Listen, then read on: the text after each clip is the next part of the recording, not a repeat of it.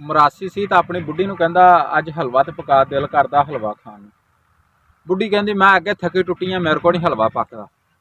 ਮਰਾਸੀ ਭਾਈ ਬੁੱਢੀ ਨਾਲ ਲੜ ਪਿਆ, ਬੁੱਢੀ ਵੀ ਮਰਾਸੀ ਨਾਲ ਲੜ ਪਈ। ਜਦੋਂ ਲੜੀ ਉਹਨੇ ਕਿਹਾ ਠੀਕ ਆ, ਫਿਰ ਉਹ ਭਾਈ ਨਿਕਲ ਗਿਆ।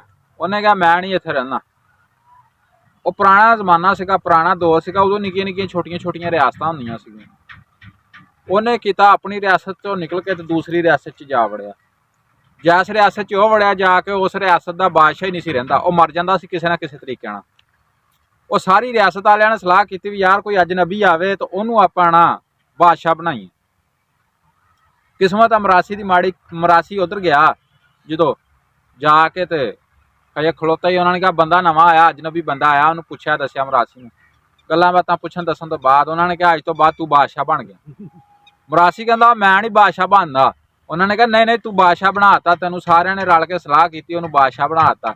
ਹੁਣ ਮਰਾਸੀ ਕਵੇ ਬਾਦਸ਼ਾਹ ਦੇ ਵਿੱਚ ਹੁੰਦਾ ਦੱਸੋ ਕੀ ਕੀ ਆ।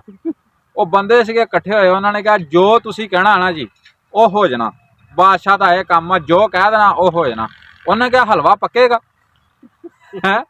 ਉਹ ਸਾਰਿਆਂ ਨੇ ਕਿਹਾ ਜੀ ਬਿਲਕੁਲ। ਉਹਨੇ ਕਿਹਾ ਠੀਕ ਆ। ਉਹਨੇ ਕਿਹਾ ਹਲਵਾ ਪਕਾਓ। ਉਹਨੇ ਹਲਵਾ ਖਾਧਾ। ਥੋੜੇ ਦਿਨ ਲੰਘੇ ਤੇ ਨਾਲ ਦੀ ਰਿਆਸਤ ਵਾਲਿਆਂ ਨੇ ਆਣਾ, ਉੱਥੇ ਹਮਲਾ ਕਰਤਾ। ਜਦੋਂ ਹਮਲਾ ਹੋਇਆ ਜਰਨੈਲ ਆਇਆ ਫੌਜ ਦਾ, ਉਹਨੇ ਕਿਹਾ ਜੀ ਬਾਦਸ਼ਾਹ ਸਲਾਮਤ ਉੱਥੇ ਹਮਲਾ ਕਰਤਾ ਆਪਣੇ। ਉਹਨੇ ਕਿਹਾ ਪਰੇ ਦੂਰ ਕਰੋ, ਤੁਸੀਂ ਹਲਵਾ ਖਾਓ। ਹਲਵਾ ਪਕਾਇਆ, ਹਲਵਾ ਖਾਧਾ।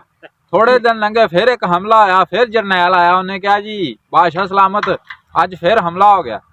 ਉਹਨੇ ਕਿਹਾ ਯਾਰ ਤੁਸੀਂ ਦਫਾ ਕਰੋ, ਹਾਂ ਤੁਹਾਨੂੰ ਕੋਈ ਨੁਕਸਾਨ ਪਹੁੰਚਿਆ? ਕਹਿੰਦੇ ਨਹੀਂ ਜੀ ਵੈਸੇ ਹਮਲਾ ਆਇਆ। ਉਹਨੇ ਕਿਹਾ ਚੁੱਪ ਕਰਕੇ ਤੁਸੀਂ ਖਾਓ ਹਲਵਾ। ਹਲਵਾ ਪਕਾਇਆ, ਫਿਰ ਖਾ ਲਿਆ। ਤੀਸਰੀ ਵਾਰ ਉਹਨਾਂ ਨੇ ਸਟਰੋਂਗ ਹਮਲਾ ਕੀਤਾ ਭਾਰਾ ਰੱਖ ਕੇ। ਉਹ ਭਾਈ ਇਹਨਾਂ ਵਾਹਵਾ ਨੁਕਸਾਨ ਹੋਇਆ। ਜਰਨੈਲ ਆ ਕੇ ਜਿਹੜਾ ਜ਼ੋਰ ਨਾਲ ਪਿੱਟਿਆ। ਉਹਨੇ ਕਿਹਾ ਬਾਦਸ਼ਾਹ ਸਲਾਮਤ ਕੋਈ ਐਕਸ਼ਨ ਲਓ। ਨਾਲ ਦਿਆਂ ਨੇ ਹਮਲਾ ਕੀਤਾ ਤਾਂ ਬੜਾ ਨੁਕਸਾਨ ਹੋ ਗਿਆ ਵਾ। ਉਹਨੇ ਕਿਹਾ ਪਰੇ ਢੂਆ ਮਾਰੋ, ਤੁਸੀਂ ਚੁੱਪ ਕਰਕੇ ਆਪਣਾ ਹਲਵਾ ਪਕਾਓ, ਹਲਵਾ ਖਾਈਏ। ਉਹਨਾਂ ਨੇ ਕਿਹਾ ਓਏ ਇਹ ਕਿੱਦਾਂ ਦਾ ਬਾਦਸ਼ਾਹ ਆ ਗਿਆ ਜਿਹੜਾ ਹਲਵਾ ਹੀ ਖਾਈ ਜਾਂਦਾ। ਉਹਨਾਂ ਨੇ ਭਾਈ ਉਹਨੇ ਕਿਹਾ ਇਹ ਗੱਲ ਆ, ਚੱਲ ਮੈਂ ਨਹੀਂ ਇੱਥੇ ਬਾਦਸ਼ਾਹੀ ਕਰਦਾ। ਉਹਨੇ ਉੱਥੇ ਡੋਰਾ ਡੰਡਾ ਸੱਟਿਆ, ਚੱਲ ਜਾ ਆਪਣੀ ਰਿਆਸਤ 'ਚ ਵੜਿਆ ਹੈ। ਉਹਨੇ ਕੀ ਕੀਤਾ, ਰਿਆਸਤ ਹੀ ਉਹ ਛੱਡ ਆਇਆ ਬਾਦਸ਼ਾਹ ਵਾਲੀ।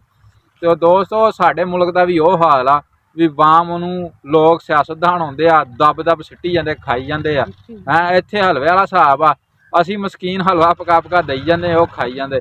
ਖੂਨ ਦੇਣ ਵਾਲੇ ਹੋਰ ਆ, ਕੁਰਬਾਨੀਆਂ ਦੇਣ ਵਾਲੇ ਹੋਰ ਆ, ਨਾ ਇੱਥੇ ਕਿਸੇ ਦਾ ਵੱਜਦਾ। ਤੋ ਸਿਆਣੇ ਕਹਿੰਦੇ ਹੁੰਦੇ, ਮਜਨੂ ਨੂੰ ਪੁੱਛਿਆ ਨਾ ਵੀ ਕਿੱਥੇ ਮਜਨੂ, ਉਹਨੇ ਕਿਹਾ ਵੀ ਖੂਨ ਦੇਣ ਵਾਲਾ ਮਜਨੂ ਮੈਂ ਵਾਂ, ਚੂਰੀਆਂ ਖਾਣ ਵਾਲਾ ਮਜਨੂ ਹੋਰ ਆ। ਤੇ ਇੱਥੇ ਉਹ ਹਿਸਾਬ ਆ ਦੋਸਤੋ, ਜਿਹੜੇ ਕੁਰਬਾਨੀਆਂ ਦਿੰਦੇ ਆ ਨਾ ਉਹਨਾਂ ਦਾ ਜਿੰਦਾ ਰਹਿੰਦਾ ਵਾ, ਤੇ ਬਾਕੀ ਇੱਥੇ ਫਾਇਦਾ ਕੋਈ ਹੋਰ ਚੁੱਕ ਜਾਂਦਾ, ਕੁਰਬਾਨੀਆਂ ਕੋਈ ਹੋਰ ਦਿੰਦਾ ਰਹਿ ਜਾਂਦਾ। ਵੀਡੀਓ ਚੰਗੀ ਲੱਗੀ ਹੋਵੇ ਵੀਡੀਓ ਨੂੰ ਲਾਈਕ ਕਰੋ, ਚੈਨਲ ਨੂੰ ਸਬਸਕ੍ਰਾਈਬ ਕਰੋ। ਤੇ ਇਸ ਵੀਡੀਓ ਦਾ ਸਿਆਸਤ ਨਾਲ ਕੋਈ ਲਿੰਕ ਨਹੀਂ, ਵੈਸੇ ਸ਼ੁਗਲ ਦੇ ਤੌਰ ਤੇ ਤੁਹਾਨੂੰ ਗੱਲ ਸੁਣਾਈ।